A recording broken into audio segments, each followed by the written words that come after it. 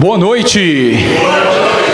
Beleza, pessoal, é um prazer muito grande estar aqui com vocês de novo, né? Eu estava fazendo as contas de quando eu vim a última vez aqui, foi na Páscoa, né? Foi uma correria muito grande, eu tinha acabado de voltar do retiro da minha igreja, aí eu vim correndo para cá, né? E hoje, graças a Deus, estou um pouco mais tranquilo, né?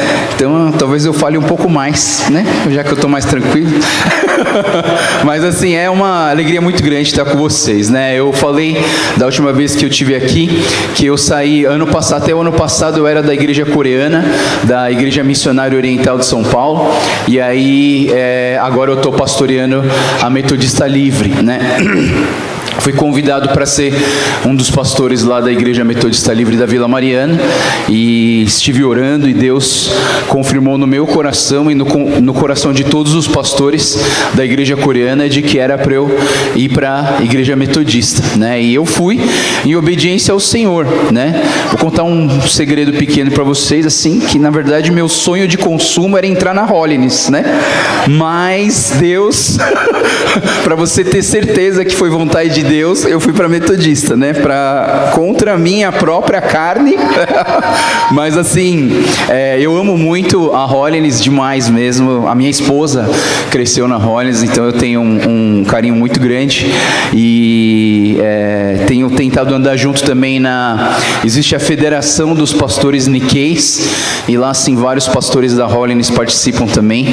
Eu fico muito feliz de estar junto deles. Pastor Edu me convidou para vir aqui trazer a palavra hoje no culto dos jovens, e eu assim tive muita alegria em ser convidado, em poder compartilhar alguma coisa com vocês, tá? Pensando nos jovens, pensando na igreja, pensando nas nossas vidas, pensando no que eu tenho passado durante a minha vida missionária no Amazonas, ou na igreja coreana, e agora na igreja Metodista Livre, uma coisa que tem me feito refletir na minha vida é a questão de permanecer ligado no Senhor Jesus, né? E permanecer ligado em Deus. Hoje nós temos esse entendimento da conexão, do Wi-Fi, né?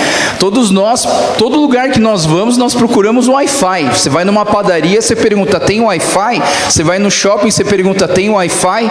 Você vai na escola, às vezes até na escola você tem Wi-Fi. Por quê? Porque você é uma pessoa que quer se manter conectada. Porque o Wi-Fi te ajuda a se conectar com as pessoas, o Wi-Fi te deixa conectado com as pessoas e com a sua família e com as pessoas que você ama. Realmente com as pessoas que você ama, né? Porque quem você não ama, você bloqueia, né? Uma vez a minha esposa ficou muito brava que a gente brigou e eu bloqueei ela. Ela queria me matar. Né? Mas assim, ela falou, nunca mais faz isso. Eu nem sabia que dava para ela ver que estava bloqueado, mas tudo bem, né? E aí, assim, mas nós queremos ter essa conexão. E será que você quer ter essa conexão com Deus? Será que você tem o desejo de permanecer ligado em Deus, conectado em Deus? Sabe, a palavra de Deus fala em João capítulo 15, 7, se vocês permanecerem em mim e as minhas palavras permanecerem em vocês, pedirão o que quiserem e lhes será concedido.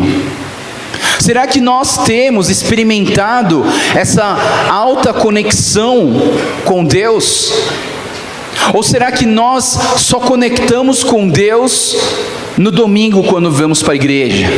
Só nos conectamos com Deus quando passamos por alguma dificuldade?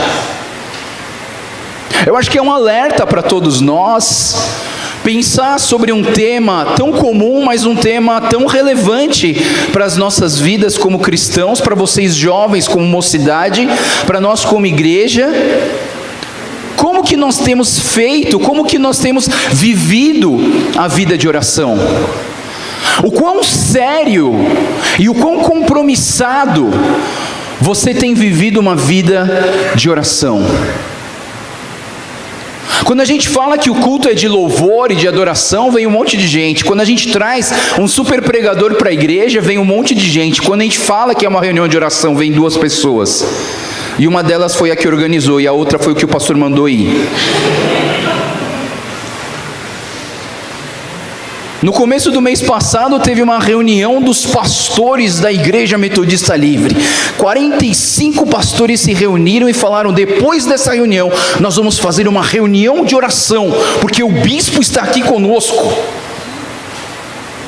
2 pessoas vieram fazer oração com o bispo, e uma delas porque morava lá, então não tinha como sair de lá. E a outra fui eu, que estava desinformado que era facultativo, porque se não pudesse, não precisasse, talvez não ia também.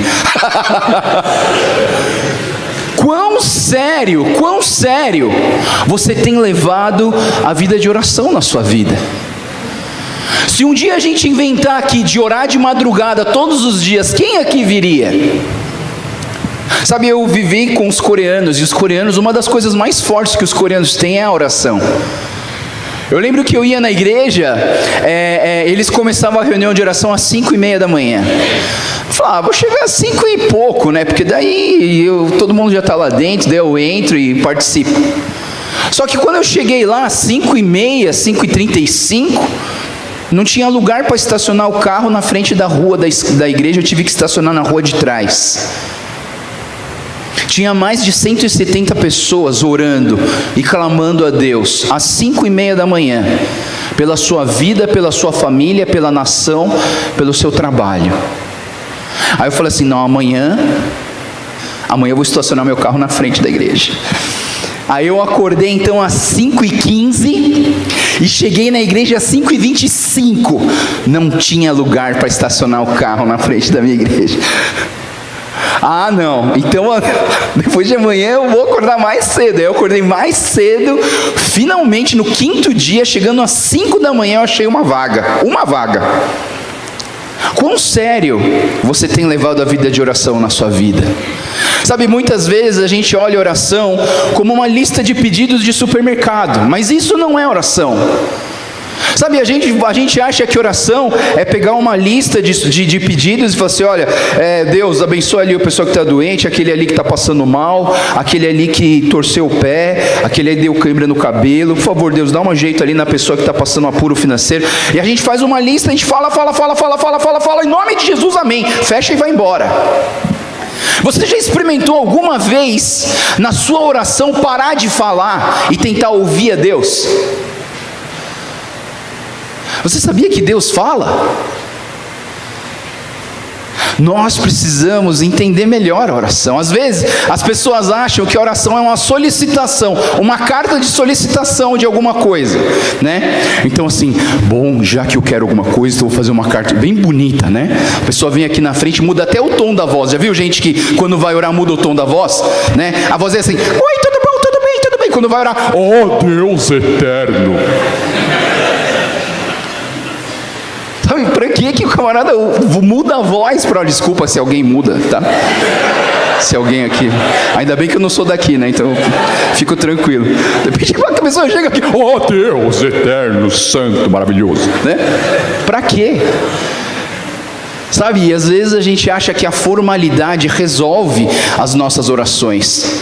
Tem muita gente que acha que a oração é que nem a lâmpada de Aladim, sabe? Você esfrega e você fala assim, eu tenho 3 pedidos, eu vou pedir isso, isso e isso. Outro dia um cara falou para mim assim, Joel, você pode me explicar uma coisa, para que a gente faz jejum? Para que a gente vai deixar de comer para orar? Aí a mulher dele falou, poxa, você não sabe, eu sei. Aí eu falei, puxa, então ela vai, não vou nem precisar falar, né? A esposa já vai explicar para o marido. A esposa falou assim, não, a gente faz jejum porque a gente coloca uma causa, um pedido. E aí nesse pedido, a gente faz um jejum. E aí por causa do nosso sacrifício, Deus vai atender o meu pedido. Eu falei, nossa, meu Deus, tudo errado. Não, minha irmã, deixa eu te explicar uma coisa. Não é porque você fez jejum que Deus tem a obrigação de responder às tuas orações. Aliás, tem muita gente que ora achando que Deus é um moleque de recado, sabe? Vai lá e avisa que eu quero uma bênção. Sabe, as pessoas oram achando que, sabe, pensa que Deus tem a obrigação de te abençoar e de fazer tudo pela tua vida. Que Deus é um mordomo dos seus próprios prazeres. Você já viu gente olhando uma BMW passando na rua e fala assim, ó, eu recebo. Não faz a menor ideia da bucha que é ter um carro desse. Já viu o tamanho do IPVA que você paga de um carro desse? Você estoura um pneu desse, tem um pneu de uma BMW chamado pneu Ranflet. Se você estoura um pneu desse é R$5.000 e você tem que esperar 15 dias para esse pneu chegar. Aí você fala assim, eu recebo. Recebe, você quer uma maldição na tua vida. Você não faz ideia do que é ter um carro desse. Sabe, às vezes as pessoas pedem, e eu fico pensando assim, por que a gente não ora? Por que a gente não ora a oração que Jesus ensinou pra gente? Aliás, eu faço uma outra pergunta, aonde nós estamos aprendendo a orar? Eu acho que muitas vezes quando a gente ora que nem fazer pedido no McDonald's. Já viu como faz pedido no McDonald's? Você chega ali, quando chega a tua vez, você fala assim, eu quero o número 3 com a 0. E rápido, senão eu vou mandar o gerente me dar mais uma batata. Não é verdade? Nós somos uma geração extremamente imediatista. A gente pede para Deus, a gente quer que Deus responda na hora. Oração instantânea, né? Que nem miojo lamen. Em 3 minutos a gente quer que as coisas resolvam. Nós somos pessoas extremamente ansiosas. Nós, na verdade, não sabemos orar. Lá em Romanos capítulo 8, 26 e 27 diz, da mesma forma, o Espírito nos ajuda em nossa fraqueza, pois não sabemos como orar, mas o próprio Espírito intercede por nós com gemidos inexprimíveis, e aquele que sonda os corações e conhece a intenção do Espírito, porque o Espírito intercede pelos santos de acordo com a vontade de Deus. Nós não sabemos orar. Tem um teólogo muito importante dentro do campo da teologia. Ele chama, o sobrenome dele é McDonald, mas não é aquele lá do cheeseburger, do McMelt, né? Não. Ele diz o seguinte, ele faz uma oração que ele diz o seguinte, Senhor, as minhas orações fluem daquilo que eu não sou, mas espero que as suas respostas façam de mim aquilo que eu devo ser. Sabe, quando a gente ora, quando que você ora? Você ora quando você está com dor, você ora quando você está sofrendo, você ora quando você chuta o dedinho do pé na cama. Já chutou o dedinho do pé na cama, né? É nessas horas que a gente vê quem é crente e quem não é, porque se sair um palavrão, você está longe de Deus. Aí um dia eu estava do lado da minha esposa chutou o pé da cama, ela olhou para minha cara e fez, glória a Deus. Sabe, a nossa oração flui daquilo que a gente não é, porque a gente ora na hora da necessidade, a gente ora na hora do desespero, a gente ora na hora da nossa necessidade, da nossa dor. Sabe, eu sou dentista, eu já vi muita gente orar, é só ele sentar na cadeira e ver o tamanho da injeção que o cara começa a falar, ai meu Deus, ai meu Deus, ai meu Deus. Eu falo, glória a Deus, eu sou missionário dentista, para você buscar a Deus mesmo. Acho que eu vou trazer uma injeção maior, para ver se você aprende a andar no caminho do Senhor. Sabe, a nossa oração não flui daquilo que nós somos, mas eu oro para que nas minhas orações Deus possa transformar a minha vida naquilo que Ele quer que eu seja. Porque muitas vezes a gente não recebe. A gente não recebe porque a gente não pede, né? Eu lembro em Tiago 4:23 diz assim: você não tem porque você não pede. E quando você pede, você não recebe, porque você pede pelos motivos errados, para gastar nos seus próprios prazeres. Você já percebeu quão egoístas são os nossos pedidos de oração? Eu lembro de um camarada que queria ser missionário. Ele queria ser missionário e a mãe dele orava assim: não, Deus, não tire meu filho do lado de mim. E ela não queria que o filho saísse de perto, mas o menino queria ser missionário. E ela não deixava. O meu pedido é tão egoísta. As minhas orações, dentro da minha oração tem tanto egoísmo. Eu peço as coisas para mim, é o que eu quero, é o meu desejo, é a minha vontade, é a minha necessidade. E a gente fica preso àquilo que nós queremos, aquilo que está dentro do nosso coração, em vez de orarmos aquilo que está no coração de Deus. Sabe, nós precisamos aprender a orar. Jesus Cristo estava em Lucas capítulo 11, 1 e 2, certo dia Jesus estava orando, ele estava em oração, ele estava buscando ao Senhor, ele estava clamando a Deus em determinado lugar. E tendo terminado, um dos seus discípulos disse: Senhor, ensina-nos a orar. Ensina-nos a orar como João ensinou os discípulos dele. E ele lhes diz: quando vocês orarem, digam assim: Pai, santificado seja o teu nome, venha o teu reino. Convido você a fazer essa oração comigo. Vamos todos ler aqui na tela e a gente vai repetir junto e fazer a oração do Pai Nosso. Vamos lá, todo mundo junto? 1, 2, 3 e...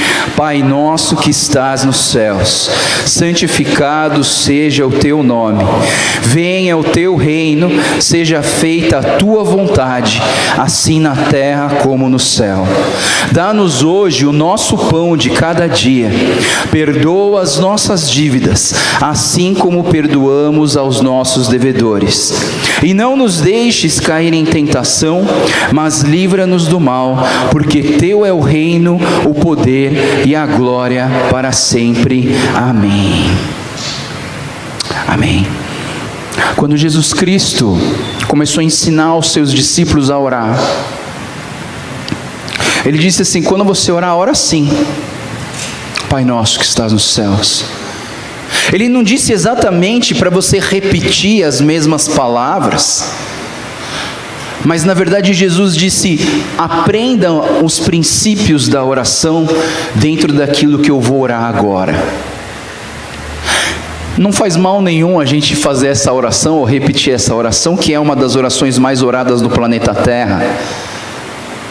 Mas você precisa lembrar que a oração não pode se tornar em algo místico, do ponto, se eu orar 14 vezes, aquilo vai limpar o meu pecado. Se eu orar 50 vezes de manhã, 50 vezes à tarde, 50 vezes à noite, Deus vai trazer uma bênção grande no meu coração. Não. A oração do Pai Nosso, ela não foi feita para se transformar em vãs repetições. Mas Jesus ensinou a oração para que você possa absorver os princípios da oração do Pai Nosso. E quando nós oramos a oração do Pai Nosso, nós entendemos aquilo que está no coração de Deus. Porque a oração do Pai Nosso revela aquilo que está no coração de Deus. São 6 assuntos que falam dentro da oração do Pai Nosso. Eu queria compartilhar isso com vocês. 6 assuntos que são trabalhados dentro da oração do Pai Nosso e que a gente possa guardar. Geralmente a gente, assim, quando eu prego, eu costumo colocar até 3 pontos, porque eu sei que pelo menos um você vai guardar. Quando eu ponho 6, eu falo: não sei quem vai guardar alguma coisa, mas que Deus abençoe e capacite a tua vida, porque eu vou falar um pouco hoje. Mas assim, dentro daquilo que está no coração de Deus, você tem aqui 3 assuntos voltados para Deus, e você tem 3 assuntos voltados para a comunidade. Então a gente começa a oração do Pai Nosso falando sobre a santidade do teu nome, sobre a presença do seu reino e sobre a glória da sua vontade. A santidade do seu nome, a presença do seu reino e a glória da sua vontade. E os outros 3 assuntos voltados para a comunidade são um pouco mais fáceis de se decorar, porque os 3 começam com a letra P. É a provisão do pão nosso de cada dia, é o perdão dos nossos pecados e perdoando os nossos devedores, e a proteção de Deus: livra-nos do mal e não nos deixes cair em tentação. Então, olhando para isso, eu acho que nós precisamos rever como tem sido a nossa oração. Nós precisamos reavaliar como que temos nos achegado diante de Deus. Será que você tem chegado diante de Deus com pedidos pessoais, só o seu pedido, ou será que você realmente tem orado da maneira que Jesus nos ensinou? Jesus nos ensinou a orar. E eu queria que a gente pudesse olhar um pouquinho para a oração do Pai Nosso, que a gente pudesse entender o quão não egoísta é a oração do Pai Nosso. Quando você olha para a oração do Pai Nosso, você precisa perceber os pronomes que existem na oração do Pai Nosso. É o teu nome, é o teu reino, é a tua vontade. Depois ele fala: é o nosso pão, são as nossas dívidas aos nossos devedores. Em nenhuma vez aqui você viu eu, meu, minha. Eu lembro que antigamente, aliás, falando em antigamente, as músicas que a gente cantou hoje são bem de antigamente, né? E assim, antigamente existia uma música que eu detestava, era a música que eu mais detestava do louvor. Quando alguém cantava, eu já ficava meio incomodado, assim, não. Era uma música que era assim, alguém vai lembrar, eu quero é Deus. Quem lembra dessa música? Lembra? Essa música fala 36 vezes a palavra eu e 2 vezes a palavra Deus. Eu ficava indignado a quantidade de vezes que essa música falava eu quero é Deus. Falava Deus 2 vezes, 36 vezes a palavra eu. A oração do Pai Nosso, ela nos ensina que a nossa oração é voltada para o nosso Deus. A nossa oração, ela tem que ser feita para a comunidade. Nós temos que orar como igreja. Queridos, Deus, quando Ele olha para a gente, Ele não olha só como indivíduo, Ele olha a gente como comunidade, porque Ele é uma comunidade, é o Pai, o Filho e o Espírito Santo. Eles vivem uma comunidade perfeita, e Ele quer que eu e você vivamos essa comunidade. É por isso que a gente vem num lugar chamado igreja. Você poderia adorar a Deus na sua casa? Poderia. Você poderia orar na sua casa? Poderia. Você poderia ler a Bíblia na sua casa? Poderia. Você poderia ouvir uma pregação no YouTube lá na sua casa, no seu quarto quentinho? Poderia. Por que você vem na igreja? Você sabe por que você vem na igreja? Você vem aqui porque aqui a gente cumpre com aquilo que é o propósito de Deus para nós aqui na terra. Ser uma comunidade. Ser o Pai, o Filho e o Espírito Santo em um relacionamento perfeito de comunhão, andando junto, comendo junto, cantando junto, tocando junto, orando junto, clamando ao Senhor junto, sofrendo junto, dando risada junto. Deus, Ele não faz uma aliança com o indivíduo, Deus faz uma aliança com a comunidade. E na nossa oração nós precisamos orar a comunidade.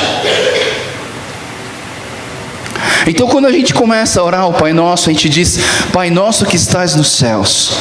E quando a gente ora o Pai Nosso, a gente diz que quando a gente chama Deus de Pai, é que nós precisamos entender o relacionamento íntimo e familiar que o Pai quer ter com os seus filhos. Sabe, a modernidade tem trazido uma distância muito grande entre o pai e os filhos. Sabe, a digitalidade da nossa era tem trazido uma impessoalidade nos nossos relacionamentos. Você passa muito mais tempo com o seu celular do que com a sua esposa. Você passa muito mais tempo com o seu celular com os seus filhos. Vocês, filhos, passam muito mais tempo com o seu celular do que com seus pais. Aliás, quando a gente sai para jantar, cada um está usando o seu próprio celular e vendo o seu próprio Facebook para ver quais as últimas que lançaram na internet. Sabe, nós precisamos tentar viver o relacionamento de pai e filho, de relacionamento íntimo, de familiar uns com os outros. E a oração do Pai Nosso tenta resgatar isso nas nossas vidas. Quando ele usa o pronome nosso, ele diz que nós somos uma comunidade e Deus olha cada um de nós como uma comunidade. Quando eu falo Pai Nosso, existe um relacionamento do pai com o filho e do filho com o pai. Então existe uma reciprocidade entre nós e Deus. Por isso que eu falo para vocês, de vez em quando você estiver orando, dá uma paradinha de falar. Talvez Deus queira falar alguma coisa com você. Talvez não seja aquela voz audível de Samuel, quando ele vem e fala, Samuel, Samuel. Talvez não seja essa voz. Mas talvez eu já ouvi muita voz de Deus na minha vida através da voz, sabe de quem? Da minha mãe. De repente eu estou quietinho, de repente eu ouço a voz da minha mãe. Vai estudar! Aí eu lembro, é verdade, eu preciso preparar a pregação. Aí eu vou, né? É Deus falando comigo. Deus usa as vozes de dentro de nós. O Espírito Santo, no dia que você entregou sua vida para Jesus, o Espírito Santo passou a fazer a morada dentro do seu coração. Então se você vai ouvir uma voz de Deus para você, de uma direção de Deus, ela vai vir da onde? Do céu. da caixa de som, não. A voz de Deus vai vir de dentro de nós, porque o Espírito Santo habita aqui dentro de mim. É eu que não paro para escutar Ele, porque eu estou tão preocupado em ver o meu celular, em ver o WhatsApp, em ver as notícias, as fotos do Instagram, que a gente deixa de entender o que Deus quer falar com a gente. Mas assim como você fala, Deus também quer falar. E às vezes a gente pergunta, será que você não ouve porque Deus não fala? Ou você não ouve porque você não escuta? Muito provavelmente é porque a gente não escuta, porque a gente não dá um tempo para Ele. Pai nosso que estás nos céus. Quando a gente fala em céus, nós precisamos entender que os nossos pensamentos não estão somente aqui na terra, mas sim nos céus. E tem pessoas que falham nessa questão dos céus. Eu já vi pessoas falarem assim: então no céu não vai ter tristeza, no céu não vai ter lágrima, não vai ter doença, então de agora em diante eu vou rejeitar todas essas coisas aqui na terra. Não, eu acho que isso está errado, porque aqui na terra, por enquanto, a gente vai ter tristezas. Quando uma pessoa que a gente ama tanto morre, a gente fica triste. De vez em quando você fica doente, não é verdade? De vez em quando nossos parentes ficam doentes.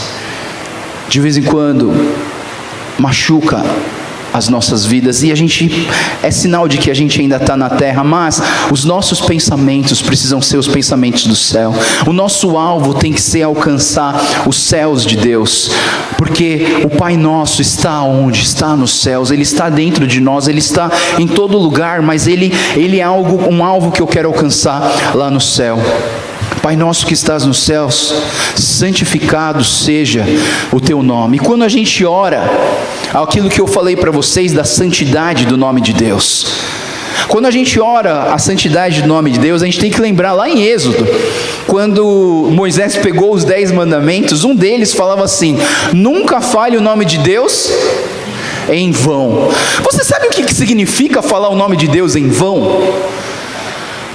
Eu achava, porque eu gosto de jogar tênis, né? Então quando eu jogava tênis, às vezes eu errava, eu falava: ai, Jesus, me ajuda. Aí eu comecei a achar que isso era blasfêmia, porque eu acho que eu estava falando o nome de Deus em vão. Daí eu mudei. Agora eu chamo o meu próprio nome. Quando eu erro, Joel, para, né? Pelo menos eu não blasfemo. Quando eu era pequenininho, eu tenho uma priminha que é bem crente, sabe? Quer dizer, agora ela já é grande, ela é a Zoe, ela até canta no... Ela era pequenininha, aí o meu primo falou: Joel, você gosta de andar de skate? Eu falava: eu adoro andar de skate. A minha prima falou assim: adorar só a Deus. Não sei se eu dou uma skateada na cabeça dessa menina, né? Mas sabe, eu fico pensando, o que significa blasfemar o nome de... O que significa falar o nome de Deus em vão? Sabe o que significa falar o nome de Deus em vão? Talvez alguns de vocês devem ter falado o nome de Deus em vão quando você estava vindo aqui para a igreja. Sabe o que significa orar o nome de Deus em vão? É quando você está chegando aqui na igreja, aí o seu coração começa a arder e você começa a buscar o Senhor, e você começa a falar assim: Deus, me dá uma vaguinha para eu estacionar. Me dá uma vaguinha, Deus. Aquela bem na frente da igreja assim, por favor, me dá uma vaguinha. Sabe, orar o nome de Deus em vão é você pedir alguma coisa para Deus que Deus nunca faria. Eu vi uma vez, eu estava chegando dos Estados Unidos e ali tinha uma mulher que tinha 5 malas. Aí ela, antes de entrar naquela fila da imigração ali, da alfândega, ela parou, ela ajoelhou e começou a orar. Eu tive a curiosidade de ficar do lado dela assim para eu ver o que ela estava orando. Deus, fecha os olhos da Polícia Federal para eu passar, porque eu tô com muita coisa, Deus, e tem coisa que é para a igreja. Pessoal, falar o nome de Deus em vão é você pedir uma coisa para Ele fazer que Ele nunca faria. Lá no Amazonas, eu falei para vocês eu morei no Amazonas, e nos meus 3 primeiros anos a gente viajava nos barcos hospitalares para abençoar o povo ribeirinho com a saúde, levando saúde para eles nos barcos hospitalares. E uma vez a gente estava saindo de Manaus, era mais ou menos umas 3 da madrugada. E antes de sair a gente faz uma reunião, a gente ora. E o capitão do barco, que é um dos pastores da igreja presbiteriana, ele chamou todo mundo e falou assim: pessoal, vamos orar bem forte agora, porque tem algumas irregularidades no barco, mas assim, espero que a capitania dos portos, que são os policiais do rio, não parem a gente, porque afinal de contas, nós estamos indo para fazer uma boa ação. Sabe, eu queria dizer para vocês, principalmente para vocês, que o nome da sua igreja é a Igreja Holiness, a igreja que fala sobre a santidade. Para nós cristãos, os fins não justificam os meios. Para nós cristãos, o processo é tão importante quanto os resultados. Porque nós estamos aqui vivendo uma busca por uma vida de santidade.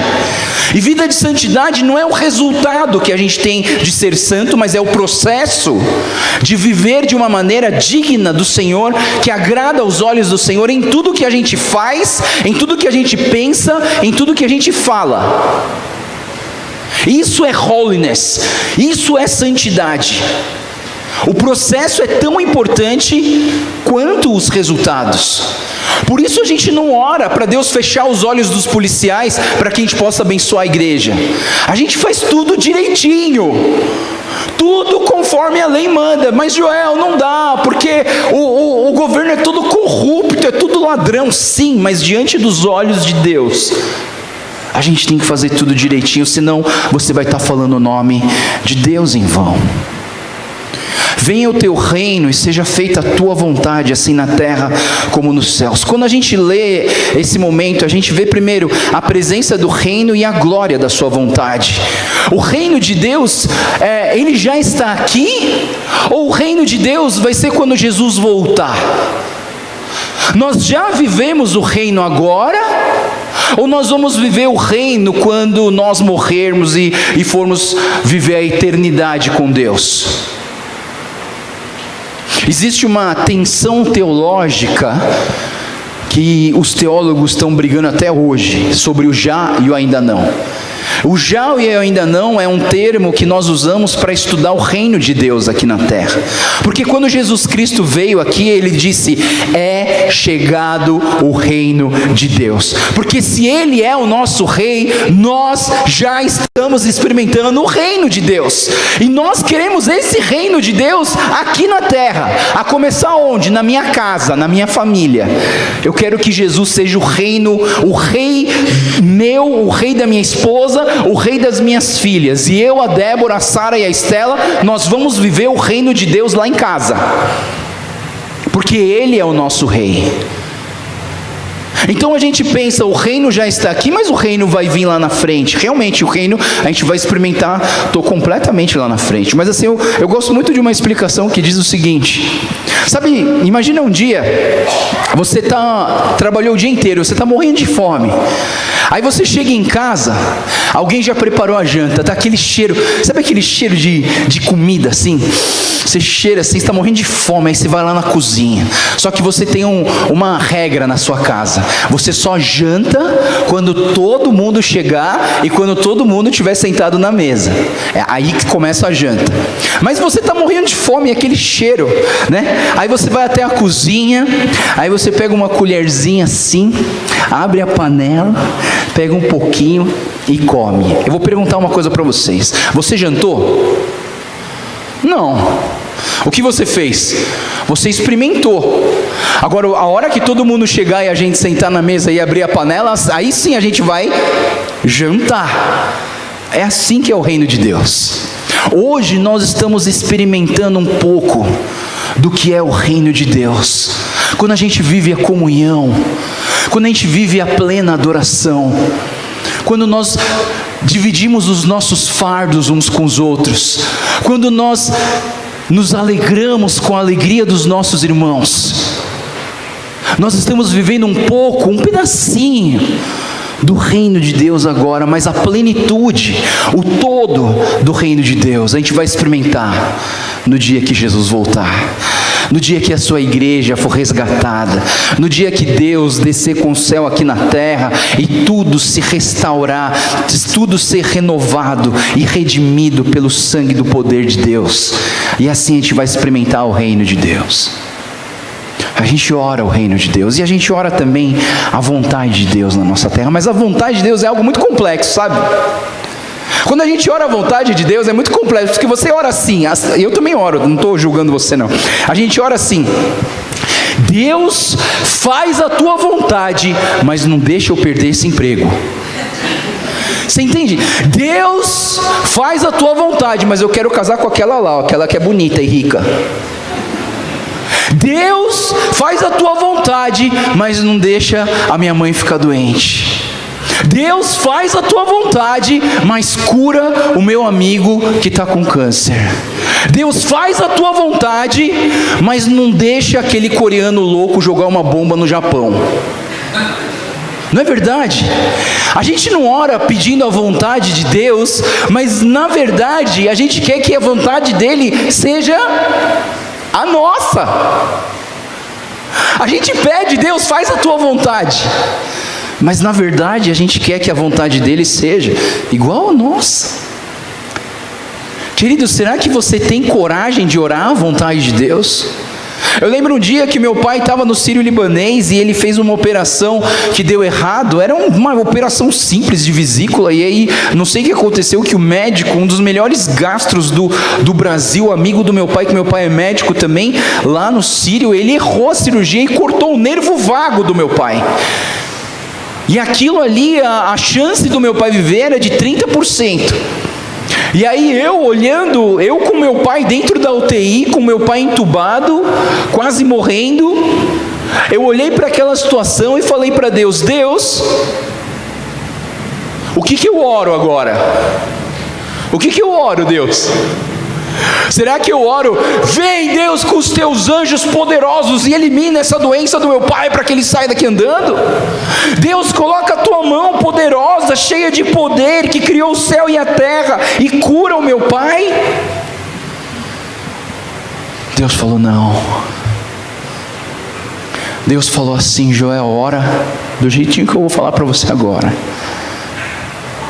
Senhor, faz a tua vontade, molda meu coração e me dá forças para que eu possa aceitar a vontade do Senhor, seja qual ela for, de meu pai morrer ou de meu pai viver, mas que eu possa aceitar a tua vontade e não a minha.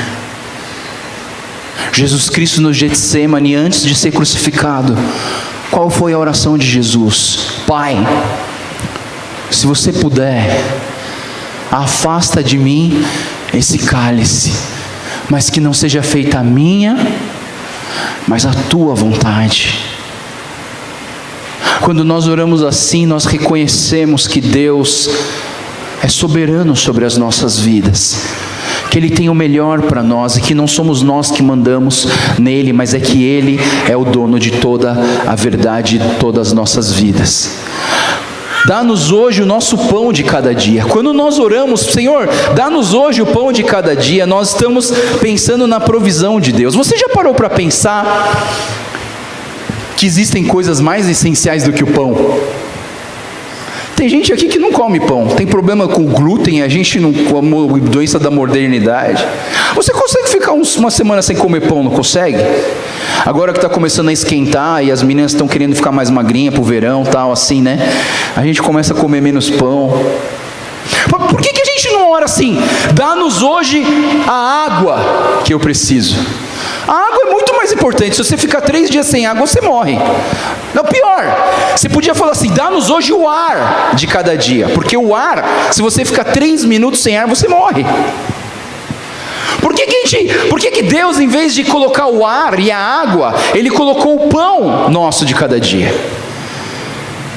E eu penso, sabe, que Deus, Ele queria que a gente orasse pelo pão, porque Ele é o pão da vida. Que na verdade o que a gente precisa aqui na terra não é de pão. Que na verdade o que sustenta as nossas vidas aqui não é o pão. O que faz a gente ficar em pé hoje não é o pão. O que faz o nosso coração bater não é o pão. O que faz nós andarmos e sairmos andando e fazendo as coisas não é o pão. É o pão da vida. É entender que Ele é suficiente para nós. É entender a palavra de Deus que diz: Senhor, a tua graça me basta, porque o poder se aperfeiçoa na minha fraqueza, e quando eu estou fraco é que eu estou forte. Porque quando nós estamos fracos, nós clamamos a Deus, e nós falamos: Deus, nós precisamos de Ti. Ele é a nossa suficiência, Ele é o que nós precisamos todos os dias. Mas sabe quando a gente lembra que Deus nos abençoa? Sabe quando? Quando você vê uma pessoa acamada, que não consegue nem levantar o braço. Aí você fala: Deus, obrigado pela minha saúde.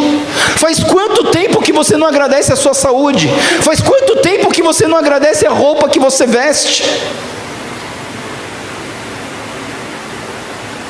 Não, mas eu mereço, eu trabalhei, eu fiz tudo o que tinha que fazer, por isso que eu tenho o que eu tenho. Você tem a saúde que você tem só porque você cuidou dela? Será que foi isso? Ou será que existe um Deus que te abençoa e que é suficiente para você?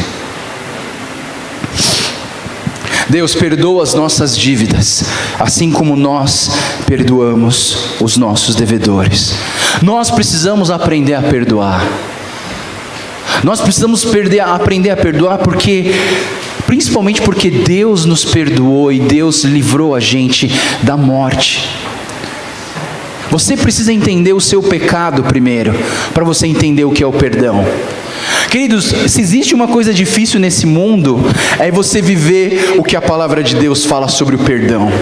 Eu vou perguntar uma coisa para você: você já acordou de manhã assim, naquele dia bonito assim de sol, né? Aí você acorda e eu já acordei com uma vontade de perdoar. Você já acordou? Se você acordou, por favor, me fala, que eu quero ouvir o seu testemunho, tá? Ninguém acorda com vontade de perdoar. O perdão é muito mais, não é uma questão de emoção, o perdão é uma questão de decisão. Você precisa decidir perdoar. Sabe quando você odeia alguém, quando você está magoado com alguém, aquela pessoa te fez um mal, aquela pessoa estragou o teu trabalho, aquela pessoa estragou o teu relacionamento, aquela pessoa machucou o seu filho, e você odeia aquela pessoa? Você sabe o que significa esse ódio, essa mágoa? Sabe o que significa? É a mesma coisa que você pegar um copo de veneno, beber o veneno e falar assim: tomara que você morra. É isso, pessoal. A única pessoa prejudicada com a falta de perdão é você. Aquela pessoa que você não consegue perdoar e que você odeia, ela não está nem aí para você. Ela nem quer saber que você existe. Somos nós que ficamos nos sofrendo e dando murro em ponta de faca quando a gente não perdoa alguém. Quando você não perdoa alguém, é a mesma coisa que espiritualmente eu estou acorrentado àquela pessoa que eu odeio. Eu não consigo tirar essa pessoa da minha cabeça. Você já percebeu que o ódio e a paixão são duas coisas muito parecidas? Porque quando você está apaixonado, você não consegue parar de pensar na pessoa, né? Em todo lugar que você vai, você está pensando na pessoa. Você vai no supermercado, você pensa na pessoa. Você vai no shopping, você pensa na pessoa. Você está andando na rua, você pensa na pessoa. E quando você odeia, também você não consegue tirar ela da tua cabeça. Odeio aquela menina, tomara que ela não esteja lá. Odeio aquela menina, tomara que ele não passe na rua agora que eu vou passar. E vai lá, passa. Você está preso a essa pessoa. Se liberta disso. Libera o perdão na sua vida, se solta. Se você não perdoar, você não vai crescer. Se você não perdoar, você não vai andar para frente. E lembra que Deus perdoou algo muito maior na sua vida do que todas as coisas erradas que alguém pode ter feito contra você. Deus morreu numa cruz para que você pudesse ter esse perdão, que ninguém pode pagar, o perdão dos nossos pecados, das nossas dívidas. E é porque eu sou perdoado que eu posso perdoar. Eu estou dizendo que você pode perdoar. Você pode perdoar. Porque o perdão não é uma questão de sentimento, mas o perdão é uma questão de decisão. E não nos deixes cair em tentação, mas livra-nos do mal. Sabe, muita gente faz confusão com tentação e provação. Sempre que a gente tem uma dificuldade nas nossas vidas, ou a gente chama de tentação, ou a gente chama de provação. Sabe qual a diferença das duas? A tentação, primeiro que a tentação vem do diabo e a provação vem de Deus, né? Mas principalmente a diferença entre tentação e provação é que quando o inimigo te tenta, o objetivo da tentação é fazer você cair. E o objetivo da aprovação é para você ser aprovado. O objetivo da prova nas nossas vidas não é se repetir de ano. A gente vai na escola e a gente faz uma prova, a gente acha que aquela professora quer me repetir. Ela quer acabar com a minha vida. Ela quer acabar com a minha vida, eu tenho certeza. Não. A aprovação, ela não é o objetivo da aprovação, é você ser aprovado. Você não faz uma prova na escola para você repetir de ano. Você faz uma prova na escola para você passar de ano. Não é verdade? Você faz a prova para você passar. Quando Deus te prova, é porque Ele quer que você seja aprovado. Mas a tentação não. O objetivo da tentação é diferente. Quando o inimigo te tenta, é porque ele quer que você caia. Quando o inimigo te tenta, ele quer fazer uma armadilha para que você possa morrer sem saber que você morreu. Você já ouviu falar como que se mata um sapo sem ele saber que morreu? É assim, você pega uma panela de água bem grande, enche de água, uma panela bem cheia de água, aí você põe um sapinho lá, e o sapinho está lá nadando, tudo gostosinho, né? E o sapinho, ele tem sangue frio, então assim, quando a temperatura fica mais baixa, o coração dele bate mais devagar. Quando a temperatura está mais alta, o coração dele bate mais rápido. E aí você pega essa panela grande com água, com o sapinho nadando lá dentro, e você põe no fogão e liga um fogo bem baixinho. Aí a água vai esquentando, aí o sapinho está nadando, gostosinho, né? Aí a água vai esquentando, ele, né? E ele está gostando. Quando ele menos espera, o sapo está cozido, morto, e ele nem sabe que morreu. É assim que o inimigo quer te pegar. O inimigo, ele não é burro, pessoal. O inimigo, ele sabe que se ele vier com uma tentação na sua frente, você não vai cair. Mas ele sabe que se você estiver no escurinho, sozinho na sua casa, com a internet aberta, e que você pode acessar qualquer coisa que tiver lá naquela internet, ele fala assim, abre ali. Não, ali não vai fazer mal não, é só uma olhadinha, é rapidinho. E aí ele vai te cozinhando, até você estar morto. Tem um livro chamado 7 Estágios da Tentação. Eu achei esse livro muito legal, porque ele mostra um pouquinho de que o pecado... Existem o pecado que acontece na nossa mente. Quando Jesus fala assim, quando você olha de uma forma impura para aquela mulher, você está pecando, você está adulterando, porque aqui na sua cabeça você já pecou. Quando você odeia alguém, você assassina essa pessoa, porque aqui na sua cabeça você já assassinou. Então existe um pecado na nossa cabeça, mas existe um pecado que a gente realiza nas nossas ações. E ele diz que os 7 estágios da tentação, se você conseguir evitar esses estágios, você pode deixar de cair na tentação do inimigo. Sabe, e se você prestar atenção, se você cortar o mal antes dele se tornar um mal, você não vai cair no pecado. Eu fico pensando que talvez Pedro poderia ter evitado de negar Jesus 3 vezes. Ele não foi avisado? Jesus avisou, não avisou? Ô Pedro, quando eu for passar por um caminho difícil, você vai me ligar 3 vezes antes do galo cantar. Não, Jesus, para com isso. Eu sou mais eu. Fala sério. As piores quedas nas nossas vidas são quando a gente acha que a gente nunca vai cair. Tem uma mulher lá na Imosp que ela quebrou o tornozelo dela, ela teve que colocar 6 pinos no tornozelo dela. Aí eu perguntei assim: minha irmã, como que você fez essa proeza de quebrar o seu tornozelo e ter que colocar 6 pinos na sua perna? Ela falou assim: eu falei, o que você estava fazendo? Ela falou: eu estava colocando roupa no varal. Eu falei, como? Eu estava colocando roupa no varal. Porque o meu varal é alto, eu tinha uma escadinha que eu precisava subir na escadinha para colocar a roupa no varal. E sabe, você não ora para colocar a roupa no varal. Você não ora muitas vezes para você sair de casa. Você não ora muitas vezes para Deus proteger você ou os seus filhos do mal. E muitas vezes a gente não ora, sabe por quê? Porque a gente acha que a gente não precisa de Deus, porque são coisas fáceis, porque eu faço isso todos os dias e eu não preciso de Deus.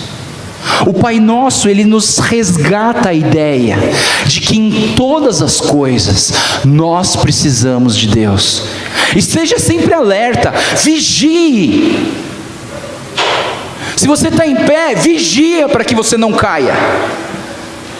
Nós precisamos prestar atenção nas nossas vidas, porque o Deus é um Deus que quer nos proteger, Ele quer proteger, e você não tem condição de ser protegido e de proteger os seus filhos 24 horas por dia, ou você tem? Por mais super protetora que você seja, você não consegue olhar 100%, 24 horas por dia os seus próprios filhos. Conheço um cara aqui que estava tentando cuidar do filho dele em cima da cama. Ele estava olhando para o filho dele em cima da cama e deixou o filho dele quebrar o braço.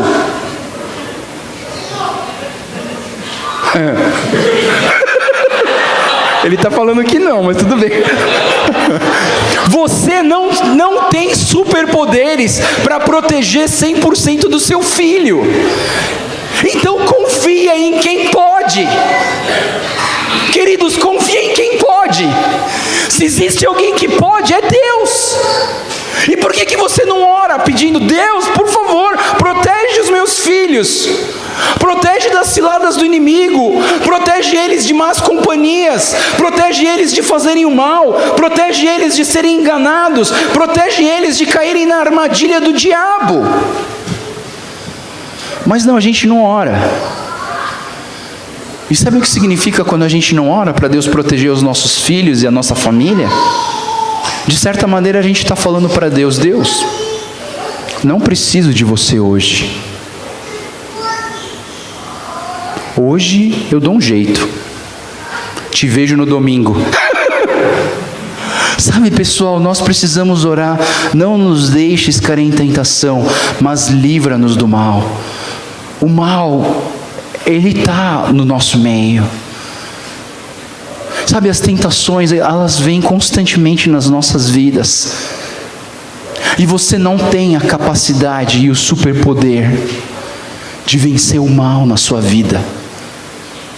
Por mais que o nome da sua igreja seja santidade, eu pergunto para vocês: alguém aqui consegue viver a plena santidade? Você consegue viver um dia inteiro sem pecar? Um dia um pastor chegou para mim e falou assim: Joel, eu consigo. Ah, me dá não. Então me fala como que foi esse dia. Aí ele sentou: não, eu passei um dia inteiro sem pecar. Eu falei: não acredito. Você conversou com alguém? Não. Você trabalhou? Não. Você esteve junto das pessoas? Não. Você passou um dia com a sua esposa? Não. Aí é fácil, né, mano? Toma um remédio para dormir 24 horas que você vai ficar sem pecar. Queridos, se você está em pé, cuidado para que não caia. O inimigo é como um leão que está ao redor, procurando uma fraqueza. E na hora que ele encontrar essa fraqueza, ele vai te atacar. A hora que ele encontrar uma brecha na sua vida, ele vai entrar. Então, é por isso que eu falo que a nossa oração seja: Pai nosso que estás no céu, santificado seja o teu nome. Venha o teu reino, seja feita a tua vontade, assim na terra como nos céus. Dá-nos hoje o nosso pão de cada dia, perdoa as nossas dívidas, assim como nós perdoamos os nossos devedores, e não nos deixes cair em tentação, mas livra-nos do mal, porque Teu é o reino, o poder e a glória para sempre. Senhor Deus, muito obrigado, Pai, pela Tua palavra. Obrigado porque o Senhor é um Deus que nos alerta, um Deus que fala com o nosso coração. E Deus, hoje nós demos uma olhada na oração, no nosso compromisso de orar, e como que nós deveríamos orar. Obrigado, Jesus, porque o Senhor nos ensinou a orar através da oração do Pai Nosso. E eu oro, Deus, pela Igreja Evangélica Holiness do Bosque da Saúde, pedindo, Deus, que o Senhor venha abençoar esse lugar. Que esse lugar seja um lugar repleto de pessoas que oram, pessoas compromissadas com a oração, a busca pelo Senhor, a busca pela Tua santidade, a busca pelo Teu reino, a busca pela Tua vontade, a busca pela Tua provisão, pelo Teu perdão e pela Tua proteção. Eu oro, Senhor, para que o Senhor abençoe essa igreja e que o Senhor derrame sobre esse lugar a Tua graça e o Teu amor e o Teu poder e o Teu reino. Deus, que nós possamos aqui como igreja, nessa comunidade, experimentar uma aliança com o Senhor e viver a comunidade buscando fazer a vontade do Pai e viver o Teu reino, fazendo a Tua vontade aqui na terra, glorificando o Teu nome. Deus, abençoa cada pessoa aqui da Tua igreja, provê as suas necessidades. Eu oro pelas pessoas que têm passado por momentos de dificuldade financeira, seja o pão nosso de cada dia. Deus, abençoa as pessoas que têm passado por essas dificuldades na nossa crise econômica. Eu oro, Deus, para que o Senhor possa nos ajudar e nos motivar a tomar uma decisão de perdoar aqueles que nos ofenderam, aqueles que nos machucaram. E eu oro, Deus, para que o Senhor venha cobrir-nos com as Tuas asas e nos proteger de todo mal. A Tua palavra diz: eleva os meus olhos para os montes, de onde me virá o socorro? O socorro vem do Senhor, o socorro vem de Ti, que criou os céus e a terra. Abençoa a minha saída e abençoa a minha chegada. Deus, eu oro por essa igreja, que o Senhor esteja protegendo cada membro dessa igreja, que o Senhor derrame do Teu Espírito Santo sobre a liderança dessa igreja, que o Senhor fortaleça a liderança dessa igreja, que o Senhor faça dessa liderança uma liderança compromissada com a oração e que ora da maneira de Jesus, dizendo: Pai nosso que estás nos céus. Deus, abençoa essa igreja, fortalece essa igreja, cada membro dessa igreja, e hoje em especial oramos pela mocidade. Que o Senhor derrame da Tua graça, que essa geração seja uma geração forte, que a mocidade dessa igreja seja uma mocidade que impacte o mundo através da fé que eles têm no Senhor Jesus. Obrigado, Deus, por essa noite, por podermos estar reunidos aqui e buscar o Teu nome, louvar o Senhor e ouvir a Tua palavra regada com oração e com temor ao Senhor. Te louvamos e Te agradecemos em nome do Senhor Jesus. Amém. Obrigado.